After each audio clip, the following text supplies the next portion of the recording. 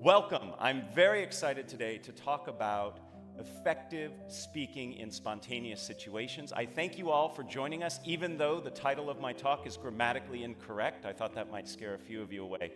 But I learned teaching here at the business school, catching people's attention is hard, so something as simple as that I thought might draw a few of you here. So this is going to be a highly interactive and participative workshop today.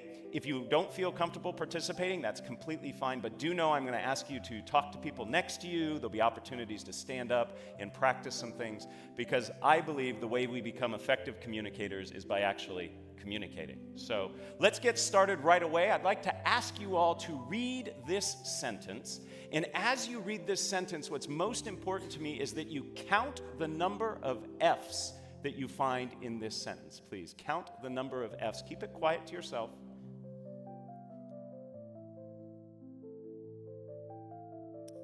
Give you just another couple seconds here. 3, 2, 1. Raise your hand, please, if you found 3 and only 3 F's. Excellent, great. Did anybody find 4? Okay. Anybody find only 5 F's? And anybody find 6? There's 6 F's. What 2-letter word ending in F did many of us miss? Of. We'll make sure to get this to you so you can torment your friends and family at a later date. When I first was exposed to this over 12 years ago, I only found 3, and I felt really stupid. So I like to start every workshop, every class I teach with this to pass that feeling. No, that's not why I do this. I do this because this is a perfect analogy for what we're going to be talking about today. The vast majority of us in this room, very smart people in this room, were not as effective as we could have been in this activity. We didn't get it right. And the same is true when it comes to speaking in public, particularly when spontaneous speaking. It's little things that make a big difference in being effective. So today we're going to talk about little things in terms of your approach, your attitude, your practice that can change how you feel when you speak in public. And we're going to be talking primarily about one type of public speaking. Not the type that you plan for in advance, the type that you actually spend time thinking about, you might even create slides for. These are the keynotes, the conference presentation, the formal toasts. That's not what we're talking about today. We're talking about spontaneous speaking. When you're in a situation that you're asked to speak off the cuff and in the moment. What we're going through today is actually the result of a workshop I created here for the business school. Several years ago, a survey was taken among the students, and they said, what are things we could do to help make you more successful here? And at the top of that list was this notion of responding to cold calls.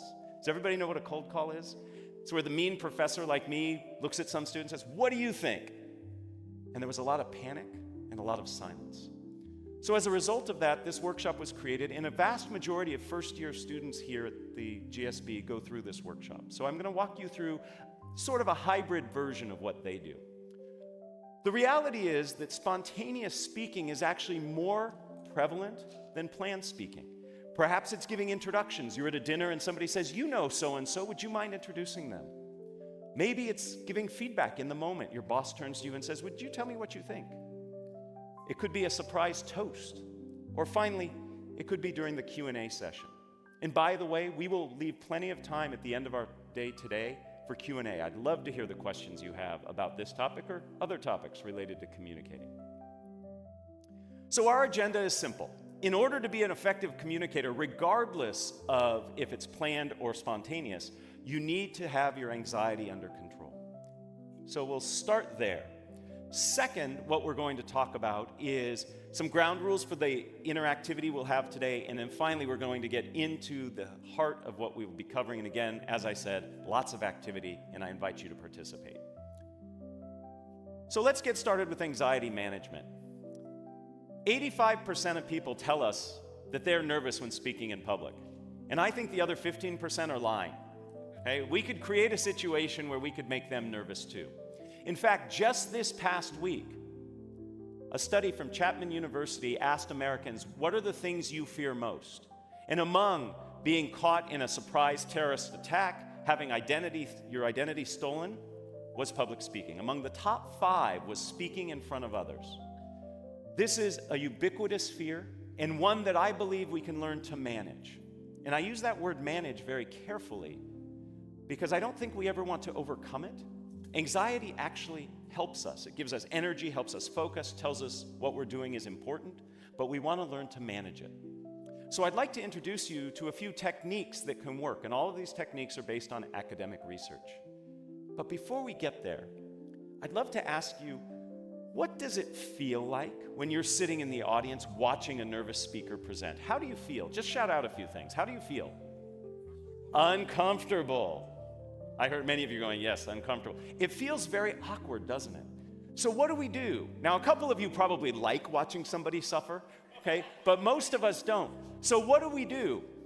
We sit there and we nod and we smile, or we disengage. And to the nervous speaker looking out at his or her audience, seeing a bunch of people nodding or disengaged, that does not help. Okay? So we need to learn to manage our anxiety, because fundamentally, your job as a communicator, rather, regardless of if it's planned or spontaneous, is to make your audience comfortable. Because if they're comfortable, they can receive your message. And when I say comfortable, I am not referring to the fact that your message has to be sugar-coated and nice for them to hear. It can be a harsh message, but they have to be in a place where they can receive it. So it's incumbent on you as a communicator to help your audience feel comfortable. And we do that by managing our anxiety. So let me introduce you to a few techniques that I think you can use right away to help you feel more comfortable. The first has to do with when you begin to feel those anxiety symptoms. For most people, this happens in the initial minutes prior to speaking. In this situation, what happens is many of us begin to feel whatever it is that happens to you. Maybe your stomach gets a little gurgly, maybe your legs begin to shake, maybe you begin to perspire. And then we start to say to ourselves, oh my goodness, I'm nervous. Uh-oh, they're gonna tell I'm nervous. This is not gonna go well. And we start spiraling out of control. So research on mindful attention tells us that when we begin to feel those anxiety symptoms, we simply greet our anxiety and say, hey, this is me feeling nervous. I'm about to do something of consequence. And simply by greeting your anxiety and acknowledging it, that it's normal and natural. Heck, 85% of people tell us they have it. You actually can stem the tide of that anxiety spiraling out of control. It's not necessarily going to reduce the anxiety, but it will stop it from spinning up. So the next time you begin to feel those anxiety signs, take a deep breath and say, this is me feeling anxious. I notice a few of you taking some notes. There's a handout that will come at the end that has everything that I'm supposed to say, okay? Can't guarantee I'm gonna say it, but you'll have it there. In addition to this approach, a technique that works very well, and this is a technique that I helped do some research on way back when I was in graduate school, has to do with reframing how you see the speaking situation. Most of us, when we are up presenting, planned or spontaneous, we feel that we have to do it right. And we feel like we are performing. How many of you have ever acted, done singing or dancing? I'm not going to ask for performances now. Okay. Many of you have. We should note that we could do next year maybe a talent show of alums. It looks like we got the talent there. That's great. So when you perform, you know that there's a right way and a wrong way to do it. If you don't hit the right note or your right line at the right time, at the right place, you've made a mistake. It messes up the audience. It messes up the people on stage. But when you present, there is no right way. There's certainly better and worse ways, but there is no one right way. So we need to look at presenting as something other than performance. And what I'd like to suggest is what we need to see this as is a conversation. Right now, I'm having a conversation with 100+ people rather than saying I'm performing for you. But it's not enough just to say, this is a conversation. I want to give you some concrete things you can do. First, start with questions. Questions by their very nature are dialogic. They're two-way. What was one of the very first things I did here for you?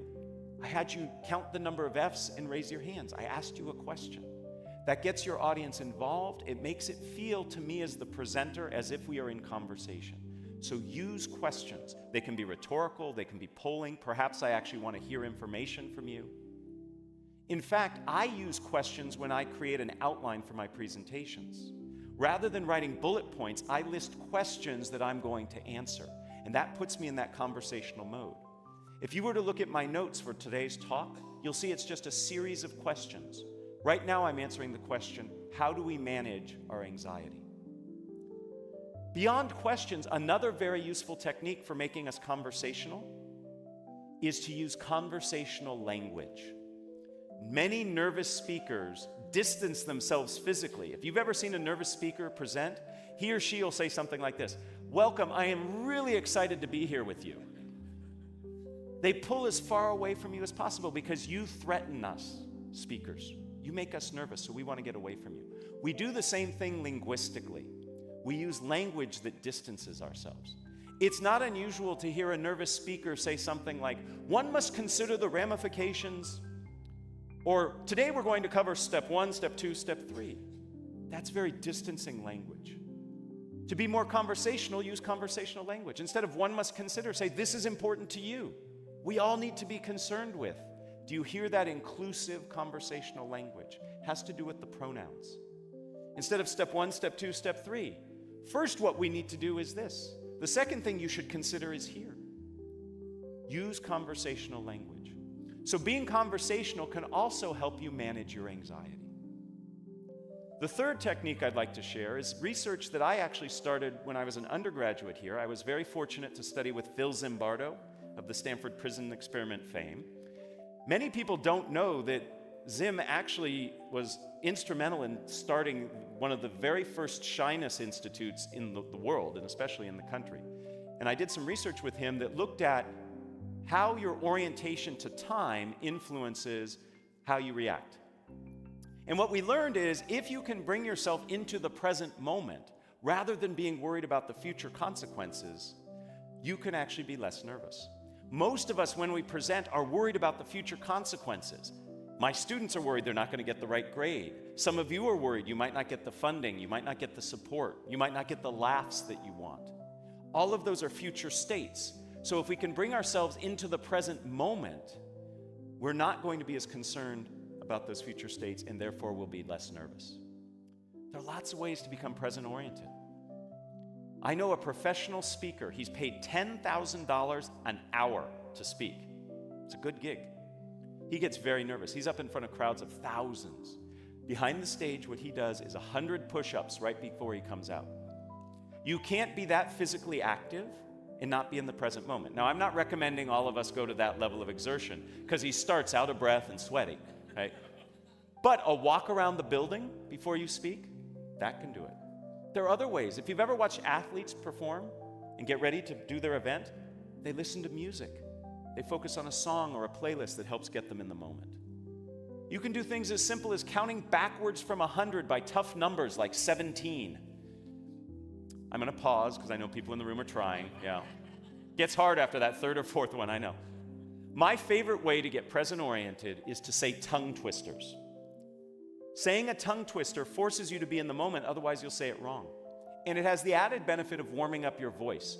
Most nervous speakers don't warm up their voice. They retreat inside themselves and start saying all these bad things to themselves. So saying a tongue twister can help you be both present-oriented and warm up your voice. Remember I said today we're going to have a lot of participation? I'm going to ask you to repeat after me my favorite tongue twister.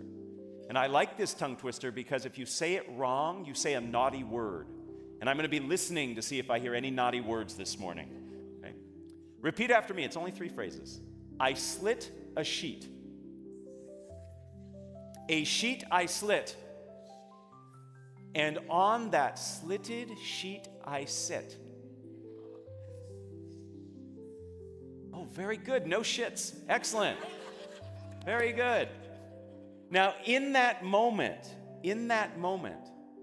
you weren't worried about, I'm in front of all these people, this is weird, this guy's having me do this. You were so focused on saying it right and trying to figure out what the naughty word was that you were in the present moment. That's how easy it is. So it's very possible for us to manage our anxiety. We can do it initially by greeting the anxiety when we begin to feel those signs.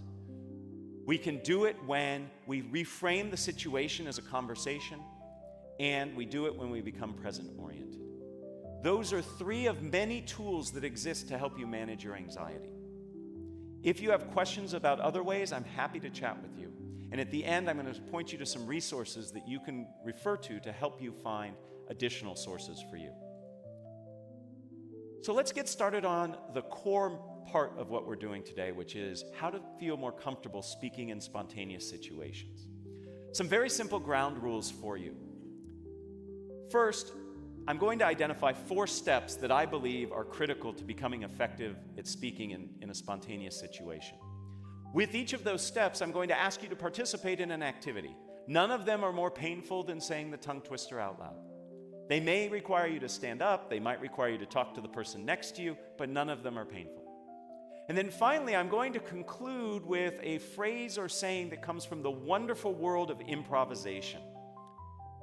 Through the continuing studies program here at Stanford, for the past 5 years, I have co-taught a class with Adam Tobin. He is a lecturer in the creative arts department. He teaches film and new media, and he's an expert at improv. And we've partnered together to help people learn how to speak more spontaneously. We call it improvisationally speaking. And Adam has taught me wonderful phrases and ideas from improv that I want to impart to you that really stick. That's why I'm sharing them with you, to help you remember these techniques. And again, at the end of all this, you'll get a handout that has this listed. So let's get started. The very first thing that gets in people's way when it comes to spontaneous speaking is themselves. We get in our own way. We want to be perfect. We want to give the right answer. We want our toast to be incredibly memorable. These things are burdened by our effort, by our trying. The best thing we can do, the first step in our process, is to get ourselves out of the way. Easier said than done. Most of us in this room are in this room because we are type A personalities. We work hard, we think fast, we make sure that we get things right. But that can actually serve as a disservice as we try to speak in the moment. I'd like to demonstrate a little of this for you, and I need your help to do that. So we're going to do our first activity. We are going to do an activity that's called Shout the Wrong Name. In a moment, if you are able and willing, I'm going to ask you to stand. And I'm going to ask you for about 30 seconds to look all around you in this environment, and you are going to point at different things. And I know it's rude to point, but for this exercise, please point. I want you to point to things, and you are going to call the things you are pointing to out loud anything but what they really are. So I might point to this and say refrigerator. I might point to this and say cat. I am pointing to anything in your environment around you. It can be the person sitting next to you, standing next to you. You will just shout, and shouting is important, the wrong name. So in a moment, I'm going to ask you to stand and do that.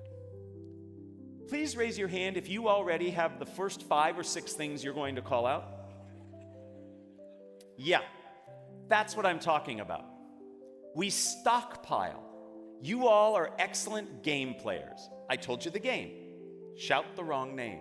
And you have already begun figuring out how you're going to master the game. That's your brain trying to help you get it right. I'd like to suggest the only way you can get this activity wrong is by doing what you've just done. There is no way to get this wrong, okay?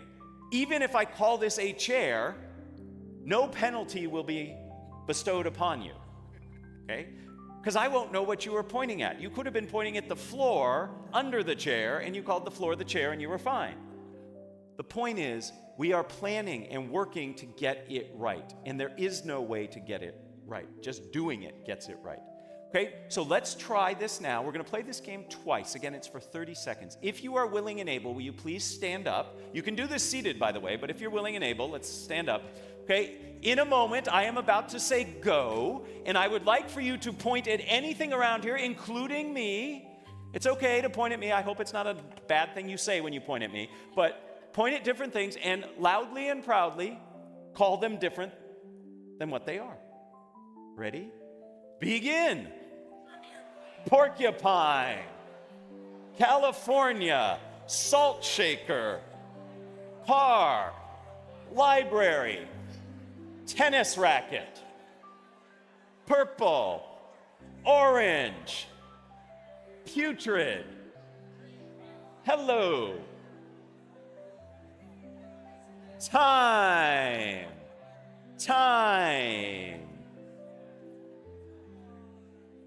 You can stay standing because in a mere moments we're going to do it again. So if you're comfortable standing, we're about to do it again. First, thank you. That was wonderful. I heard great words being called out. It was fun. And some of you in the back were doing it in sync, so it looked like you were doing some 70s disco dance. It was awesome.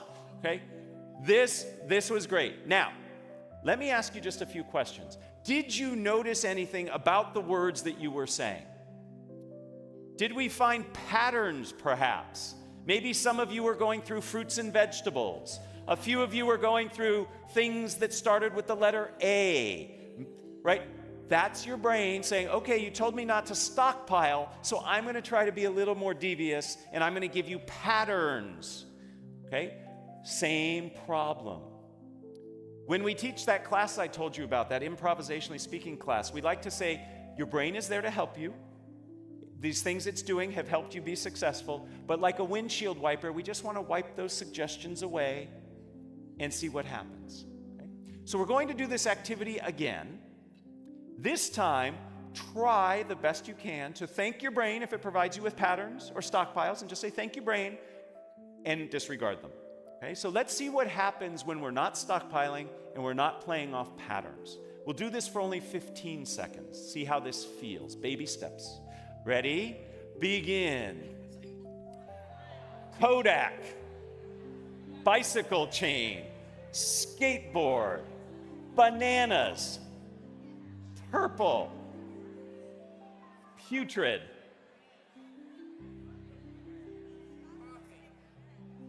Time. Please have a seat. Thank you again. Did you notice a difference between the second time and the first time? Yes. Was it a little easier that second time? No. That's okay. We're just starting. These skills are not like a light switch. It's not like you learn these skills and then all of a sudden you can execute on them. This is a wonderful game. This is a wonderful game to train your brain to get out of its own way. You can play this game anywhere, anytime. I like to play this game when I'm sitting in traffic. Makes me feel better I shout things out. They're not the naughty things that I want to be shouting out, but I shout out things and it helps. You're training yourself to get out of your own way. You're working against the muscle memory that you've developed over the course of your life with a brain that acts very fast to help you solve problems. But in essence, in spontaneous speaking situations, you put too much pressure on yourself trying to figure out how to get it right. So a game like this teaches us to get out of our own way. It teaches us to see the things that we do that prevent us from acting spontaneously. In essence, we are reacting rather than responding. To react means to act again. You've thought it and now you're acting on it. That takes too long and it's too thoughtful. We want to respond in a way that's genuine and authentic. So the maxim I would like for you to take from this, and again, these maxims come from improvisation, is one of my favorite: dare to be dull. And in a room like this, telling you dare to be dull is offensive, and I apologize. But this will help. Rather than striving for greatness, dare to be dull. And if you dare to be dull and allow yourself that, you will reach that greatness. It's when you set greatness as your target that it gets in the way of you ever getting there. Because you over-evaluate, you over-analyze, you freeze up. So the first step in our process today is to get out of our own way. Dare to be dull. Easier said than done, but once you practice, and a game just as simple as the one we practiced is a great way to do it. But that's not enough. Getting out of our own way is important, but the second step of our process has us change how we see the situation we find ourselves in. We need to see the speaking opportunity that we are a part of as an opportunity rather than a challenge and a threat. When I coach executives on Q&A skills, when they go in front of the media or whatever, investors, they see it as an adversarial experience. Me versus them. And one of the first things I work on is change the way you approach it. A Q&A session, for example, is an opportunity for you. It's an opportunity to clarify. It's an opportunity to understand what people are thinking. So if we look at it as an opportunity, it feels very different. We see it differently, and therefore we have more freedom to respond. When I feel that you are challenging me, I am going to do the bare minimum to respond and protect myself. If I see this as an opportunity where I have a chance to explain and expand, I'm going to interact differently with you. So spontaneous speaking situations are ones that afford you opportunities. So when you're at a corporate dinner and your boss turns to you and says, "Oh, you know him better than the rest. Would you mind introducing him?" You say, "Great, thank you for the opportunity," rather than, right? I better get this right. So see things as an opportunity. I have a game to play to help us with this. This is a fun one. The holidays are approaching. We all in this room are going to give and receive gifts. Here's how this game will work. It works best if you have a partner. So I'm hoping you can work with somebody sitting next to you. If there's nobody sitting next to you, you turn around, introduce yourself, great way to connect. If not, you can play this game by yourself. It's just a little harder and you can't do the second part of the game. So after I explain the game, this gives you a chance to get to know somebody. Here's how it works. If you have a partner, you and your partner are going to exchange imaginary gifts. Okay? Pretend you have a gift. It can be a big gift, it can be a small gift. And you will give your gift to your partner. Your partner will take the gift and open it up and will tell you what you gave them. Because you just gave them a gift. So you are going to open up the box and you're going to look inside and you are going to say the first thing that comes to your mind in the moment, not the thing you have all just thought of. Or the thing after that. Remember what we talked about before? That still plays. That's still in play. Okay, you're stockpiling. Look in there. My favorite that I said, somebody gave me a gift during playing this game. I looked inside and I saw a frog leg. I don't know why I saw a frog leg, but that's what I said. That's the first part of the activity. Now, the opportunity is twofold in this game. The opportunity is for you, the gift receiver, to name a gift. That's kind of fun. That's an opportunity. It's not a threat. But the real opportunity is for the gift giver, because the gift giver then has to say, so you look and you say, "Thank you for giving me a frog's leg," and the person will look at you and say, "I knew you wanted a frog's leg because..." So whatever you find, the person who has received it is going to say, "Absolutely, I'm so glad you're happy. I got it for you because..." So you have to respond to whatever they say, right? What a great opportunity. Now, some of you are sitting there going, "Oh, that's hard. I don't want to do it. I'm going to make a fool out of myself." Others of you are, if you're following this advice, are saying, "What a great opportunity," right? So the game again is played like this. You and your partner each will exchange a gift. One will start, then the other will follow. The first person will give a gift to the second person opens the box, however big the box is, and if the box is big and you find a penny in it, perfect, doesn't matter. If the box is heavy and you find a feather in it, fine, there's no way to get it wrong, okay? Whatever's in the box is in the box. You can return it and get what you wanted later, okay? The person, then, you will name it, you will say, "Thank you for the," whatever you saw in the box.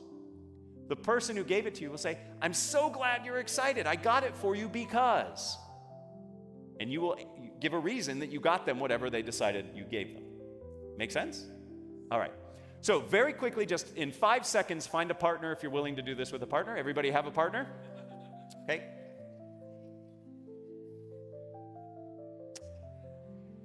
All right. In your partnerships, pick an A person and a B person. You may stand or sit. It's totally up to you. Pick an A and pick a B. Okay? B goes first. Ha, ha, ha. All right. B give A a gift. B give A a gift. A thank them. And then B will name and give the reason they gave it to him.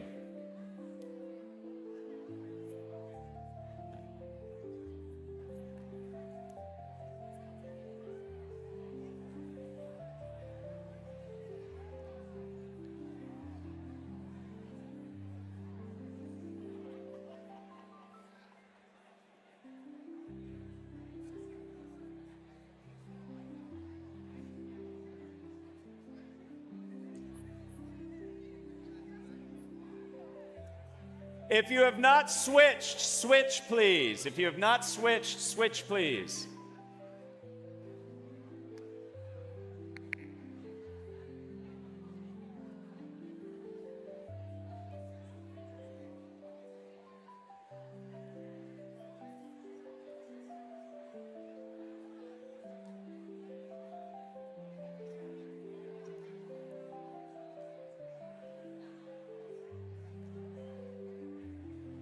Let's wrap it up in 30 seconds, please. Let's wrap it up.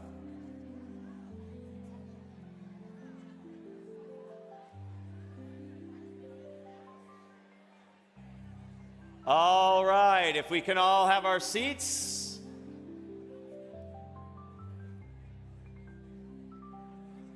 If we can all take our seats, please. I know I'm telling a room of many MBA alums to stop talking, and that's hard.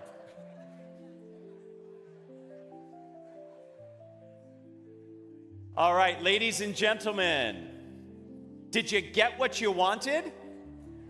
Pretty neat, huh? You always get what you want. Now, for some of you, this was really hard because you were really taking the challenge and not seeing what was in the box until you looked in there. Okay? Was anybody surprised by what you found in the box? What did you find, sir? What was in the box? What? Wow. Nice. Nice. If you've got a Ferrari, you need a transmission. I like it. Who else found something that was surprising? What did you find? A live unicorn. That's a great gift, right? How was it as the gift giver? Were you surprised at what your partner found in the box? Isn't it interesting that when we give an imaginary gift, knowing that the person's going to name it, we already have in mind what they're going to find? And when they say live unicorn, we go, well, that's interesting, right? So the point of this game is to, one, remind ourselves we have to get out of our own way, like we talked about before, but to see this as an opportunity and to have fun. I love watching people play this game. The number of smiles that I saw amongst you, and I have to admit, when I first started, some of you looked a little dour, a little doubting, okay? But in that last game, you were all smiling and looked like you were having fun. So when you reframe the spontaneous speaking opportunity as an opportunity, as something that you can co-create and share, all of a sudden, you are less nervous, less defensive, and you can accomplish something pretty darn good. In this case, a fun outcome. This reminds us of perhaps the most famous of all improvisation sayings, yes and. A lot of us live our communication lives saying no but. Yes and opens up a tremendous amount of opportunities. And this doesn't mean you have to say yes and to a question somebody asked. This just means the approach you take to the situation. So you're going to ask me questions. That's an opportunity. Yes, and I will follow through. Versus no and being defensive. So we've accomplished the first two steps of our process. First, we get out of our own way, and second, we reframe the situation as an opportunity. The next phase is also hard, but very rewarding, and that is to slow down and listen. You need to understand the demands of the requirement you find yourself in order to respond appropriately. But often, we jump ahead. We listen just enough to think we got it, and then we go ahead, starting to think about what we're going to respond, and then we respond. We really need to listen. Because fundamentally, as a communicator, your job is to be in service of your audience. And if you don't understand what your audience is asking or needs, you can't fulfill that obligation. So we need to slow down and listen. I have a fun game to play. In this game, you are going to SPLLEverythingyousay. TOYOURPARTNER. I will translate. You are going to get with the same partner you just worked with, and you are going to have a very brief conversation about something fun that you plan to do today. I know this is the most fun you're going to have all day, but the next fun thing you're going to do today, you are going to tell your partner what you are going to do that will be fun today, but you are going to do so by spellingit. Okay? So you're going to spell it. It's okay if you are not a good speller. Okay? You'll see the benefit of doing this. So, with the partner you just worked with, person A is going to go first this time. You are simply going to tell your partner, actually you're going to spell to your partner what it is of fun, something of fun, that you're going to do today. Okay? Do what you were really going to do for fun and not do things like FEEDTHECAT, right? Just because you don't want to spell, right? So, you can use big words. All right, 30 seconds each. Spell to your partner something fun that you're going to do today.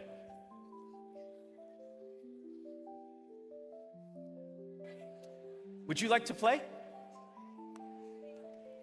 Go ahead. GOTHEGAME.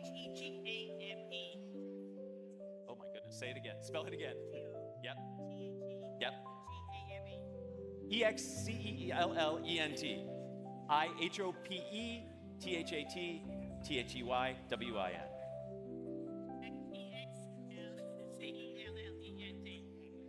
Thank you. That was very good. Thank you.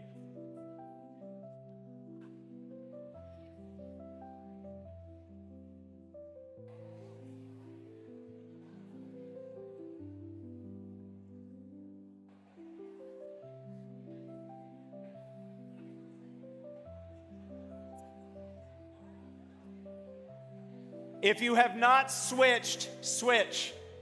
Take 30 more seconds with the new partner spelling.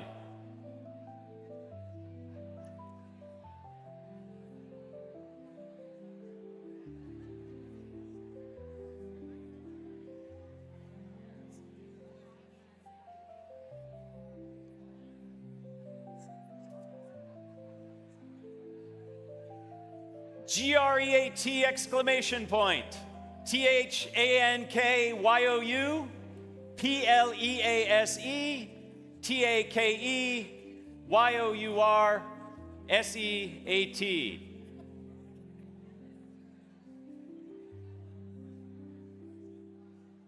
So what did we learn?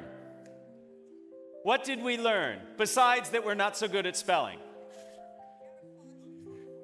You have to pause between the words. How did this change your interaction with the person you were interacting with? What did you have to do? Focus and listen. And you can't be thinking ahead. You have to be in the moment. When you listen and truly understand what the person is trying to say, then you can respond in a better way, a more targeted response. We often don't listen. So we start by getting out of our own way.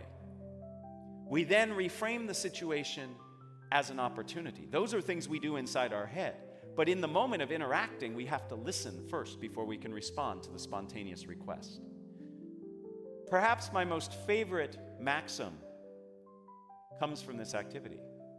Don't just do something, stand there. Listen, and then respond. Now, how do we respond? That brings us to the fourth part of our process. And that is, we have to tell a story. We respond in a way that has a structure. All stories have structure. We have to respond in a structured way. The key to successful spontaneous speaking, and by the way, planned speaking, is having a structure. I would like to introduce you to two of the most prevalent and popular and useful structures you can use to communicate a message in a spontaneous situation. But before we get there, we have to talk about the value of structure. It increases what is called processing fluency, the effectiveness of which or through which we process information. We actually process structured information roughly 40% more effectively and efficiently than information that's not structured. I love looking out in this audience because you will remember, as I remember, phone numbers. When you had to remember them if you wanted to call somebody. Okay, young folks today don't need to remember phone numbers. They just need to look at a picture, push a button, and then the voice starts talking on the other end. 10-digit phone numbers, it's actually hard to remember 10-digit phone numbers. How did you do it? You chunked it into a structure, 3, 3, and 4. Structure helps us remember. The same is true when speaking spontaneously or in a planned situation. So let me introduce you to two useful structures. The first useful structure you have probably heard or used in some incarnation. It is the problem, solution, benefit structure. You start by talking about what the issue is, the problem. You then talk about a way of solving it, and then you talk about the benefits of following through on it. Very persuasive, very effective. Helps you as the speaker remember it, helps your audience know where you're going with it. When I was a tour guide on this campus many, many, many years ago, what do you think the single most important thing they drilled into our head? It took a full quarter, by the way, to train to be a tour guide here. They used to line us up at one end of the quad and have us walk backwards straight, and if you failed, you had to start over. To this day, I can walk backwards in a straight line because of that. As part of that training, what do you think the most important thing they taught us was? Never lose your tour group. I'm not joking. Never lose your tour group. The same is true as a presenter. Never lose your audience. The way you keep your audience on track is by providing structure. None of you would go on a tour with me if I said, "Hi, my name's Matt, let's go." You want to know where you're going, why you're going there, how long it's going to take. You need to set expectations, and structure does that. Problem, solution, benefit is a wonderful structure to have in your back pocket. It's something that you can use quickly when you're in the moment. It can be reframed so it's not always a problem you're talking about. Maybe it's an opportunity. Maybe there's a market opportunity you want to go out and capture. It's not a problem that we're not doing it, but maybe we'd be better off if we did. So it becomes opportunity, solution, which are the steps to achieve it, and then the benefit. Another structure, which works equally well, is the what, so what, now what structure. You start by talking about what it is. Then you talk about why it's important, and then what the next steps are. This is a wonderful formula for answering questions, for introducing people. So if I'm in the moment somebody asks me to introduce somebody, I change the what to who. I say who they are, why they're important, and what we're going to do next. Maybe listen to them, maybe drink our wine, whatever, right? What, so what, now what? The reality is this: when you are in a spontaneous speaking situation, you have to do two things simultaneously. You have to figure out what to say and how to say it. These structures help you by telling you how to say it. If you can become comfortable with these structures, you can be in a situation where you can respond very ably to spontaneous speaking situations. We're going to practice, because that's what we do. Here's the situation. Is everybody familiar with this child's toy? It's a Slinky. Okay? You are going to sell this Slinky to your partner using either problem, solution, benefit, or opportunity, solution, benefit. What does the Slinky provide you? Or you could use what, so what, now what? What is it? Why is it important? And the next steps might be to buy it. Okay? So by using that structure, see how already it helps you? It helps you focus. Get with your partner. And we're only going to have one partner sell to the other partner. Okay? So get with your partner. One of you will volunteer to sell to the other. Okay? Sell a Slinky using problem, solution, benefit, or what, so what, now what. Please begin.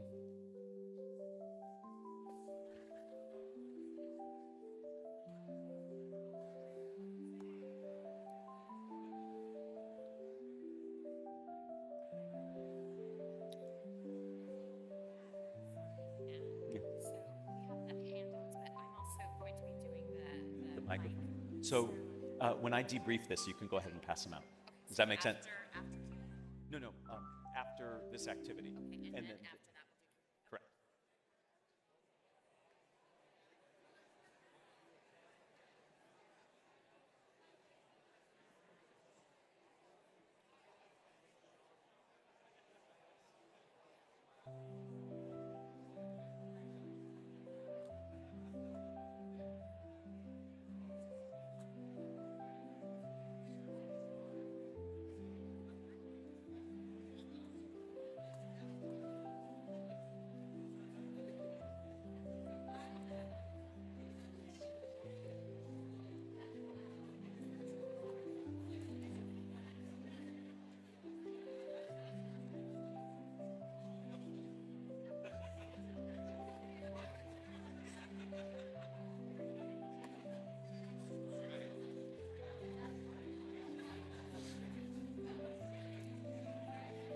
30 more seconds, please.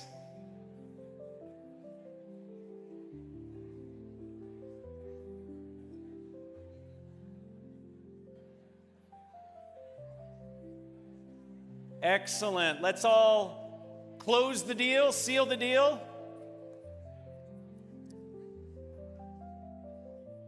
I have never seen more people in one place doing this at the same time. I love it. I teach people to gesture and gesture big. It's great. I love it. So if you were the recipient of the sales pitch, thumbs up. Did they do a good job? Did they use the structure? Awesome. I'm recruiting you all for my next business as my salespeople. Please try to ignore this, but as we're speaking, the handout I told you about is coming around. On the back of that handout, you are going to see a list of structures, the two we talked about and several others, that can help you in spontaneous speaking situations. These structures help because they help you understand how you're going to say what you say. Structure sets you free, and I know that's kind of ironic, but it's true. If you have that structure, then you're free to think about what it is you're going to say. It reduces the cognitive load of figuring out what you're saying and how you're going to say it. All of this is on that handout. Okay. So what does this all mean? It means that we have within our ability the tools and the approaches to help us in spontaneous speaking situations. The very first thing we have to do is manage our anxiety, because you can't be an effective speaker if you don't have your anxiety under control. And we talked about how you can do that by greeting your anxiety, reframing as a conversation, and being in the present moment. Once you do that, you need to practice a series of 4 steps that will help you speak spontaneously. First, you get out of your own way. I would love it if all of you, on your way from here to the football game, point at things and call them the wrong name. It'll be fun. If most of us do it, then it won't be weird. If only 1 and 2 of us do it, it'll be weird. Right? Second, give gifts. By that I mean see your interactions as ones of opportunity, not challenges. Third, take the time to listen. Listen. And then finally, use structures. And you have to practice these structures. I practice these structures on my kids. I have 2 kids. When they ask me questions, I usually answer them in what, so what, now what. They don't know it. But when they go over to their friends' houses and they see their friends ask their dads questions, they don't get what, so what, now what. So, you have to practice. The more you practice, the more comfortable you will become. Ultimately, you have the opportunity before you to become more compelling, more confident, more connected as a speaker if you leverage these techniques. If you're interested in learning more, this is where I do a little plug. Okay, I've written a book. Many of the MBA students who take the strategic communication classes here that I and others teach read it. It's called Speaking Up Without Freaking Out. More importantly, there's a website here that I curate called No Freaking Speaking, and it has lots of information that I've written and others have written about how to become more effective at speaking. So that's the end of my plug. What I'd really like to do is enter into a spontaneous speaking situation with you.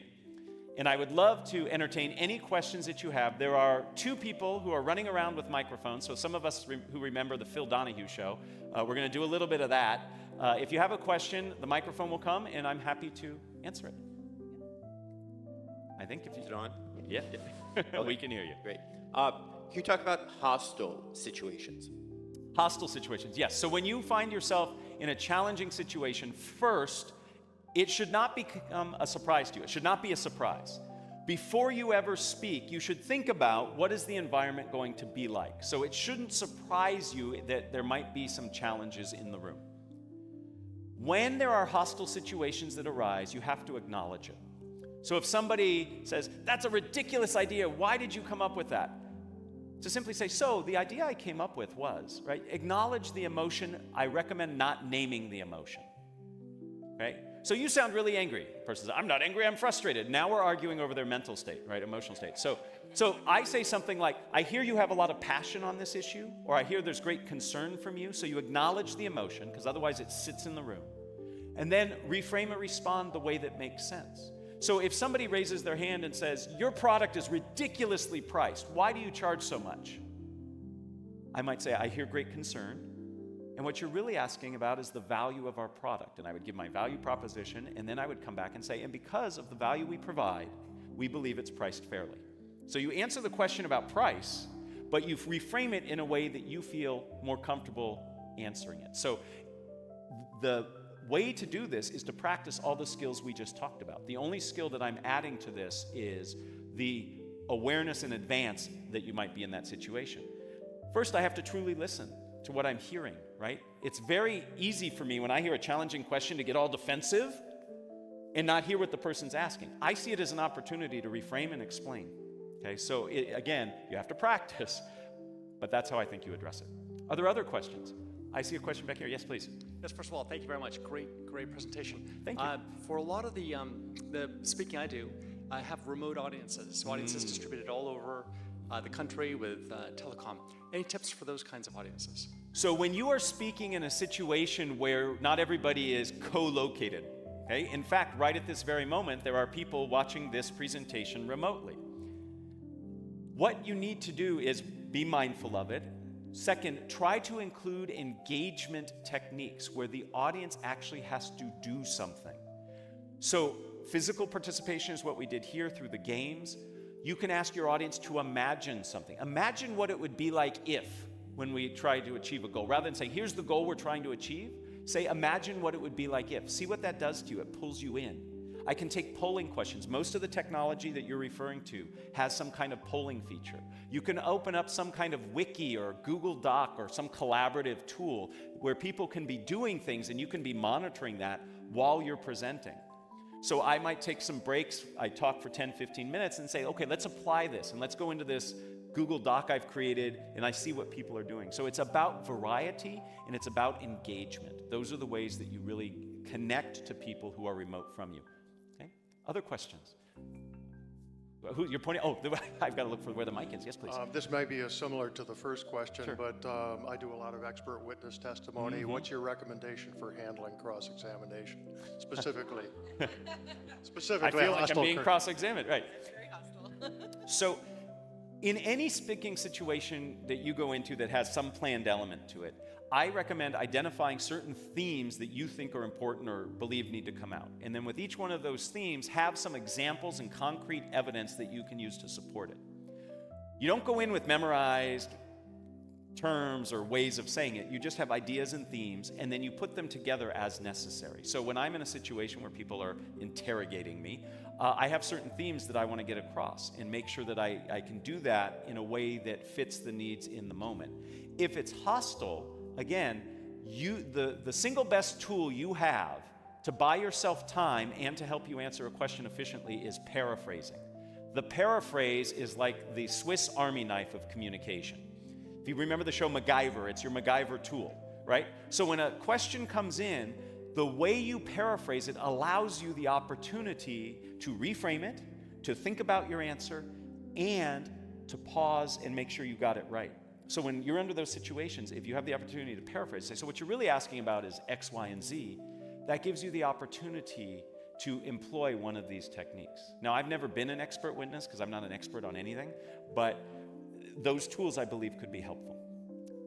The microphone is back there. Thank you.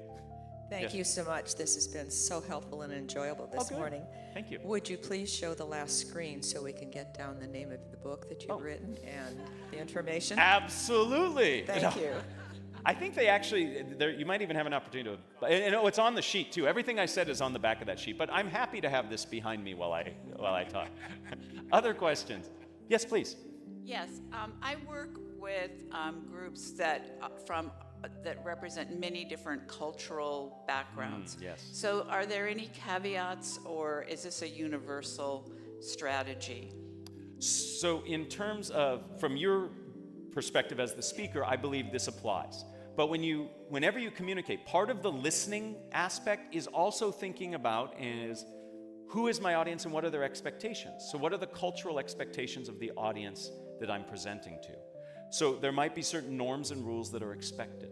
So when I travel and do talks, I have to take into account where I'm doing the presentation. So I help present in the Ignite program. And if you have not heard about the Ignite program here at the GSB, it's fantastic. And I just did a presentation standing in one of these awesome classrooms that have all these cameras, and I just taught 35 people in Santiago, Chile. Okay? And I needed to understand the cultural expectations of that area and what they expect and what they're willing to do when I ask them to participate. So it's a part of that listening step where you reflect on what are the expectations of the audience. I think we have time for 2 more questions, and then I'm going to hang around afterwards if anybody has individual questions, but some of these folks really want me to keep on schedule. Yes, please. I wanted to ask a question. One of the things that you've done effectively in your talking, and I've seen other effective speakers do, is interject humor in their talk. What are the risks and rewards of trying to do that? Well, first, thank you, and I appreciate all of you laughing. That's the sum total of all my jokes. You've heard them. I am not funny beyond those jokes. So humor is wonderfully connecting. It's wonderfully connecting. It's a great tool for connection. It is very, very risky. Cultural reasons get in the way. Sometimes what you think is funny isn't funny to other people. What research tells us is that if you're going to try to be funny, self-deprecating humor is your best bet, okay? Because it is the least risky. There is nothing worse than putting out a joke and having no response. It actually sets you back farther than if you would have gotten, where you would have gotten if the joke would have hit. So, basic fundamentals you need to think about with humor. 1, is it funny? How do I know? I ask other people first. 2nd, what happens if it doesn't work? Have a backup plan, right? And then 3rd, if you're worried about the answers to those first 2, don't do it, right? One last question, please. The microphone is right here. And then, like I said, I will hang around afterwards. Yes, please. I'm sort of on the opposite side of this since I am a journalist and I frequently have to ask spontaneous questions of people who have been through media training. Yes. So any tips for chinks in the armor, way to ask a question without being antagonistic but get a facsimile of a straight answer? Well, so let me give you 2 answers. One is I have young boys, and the power of the why is great. Just ask why a couple times, and you can get through that first 2 layers of training. You know, why do you say that? How do you feel about that? The second bit is